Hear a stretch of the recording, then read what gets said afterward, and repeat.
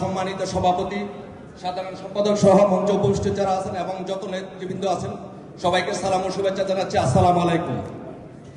আজকের এই দিনে আমি একটি জিনিস লক্ষ্য করেছি, আমাদের সবচেয়ে যেই কাজটি করতে হবে, আমি এখানে লক্ষ্য করছি যে আমাদের বাঘের মতো এখন গর্জন দিয়ে উঠতে হবে।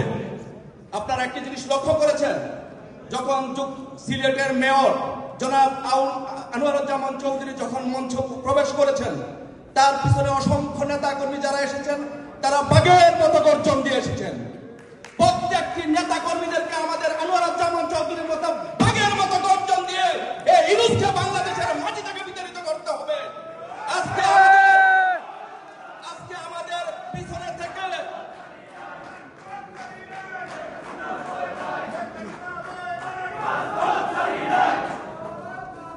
আমাদের প্রতিটি নেতা কর্মীদেরকে যদি আমাদের এই ইউনুস সরকারকে যদি আমরা হটাতে চাই, আমাদেরকে জিনিস লক্ষ্য করতে হবে, আমাদের বিরুদ্ধে যারা আন্দোলন করেছে তারা কিন্তু প্রত্যেকেই ছিল তরুণ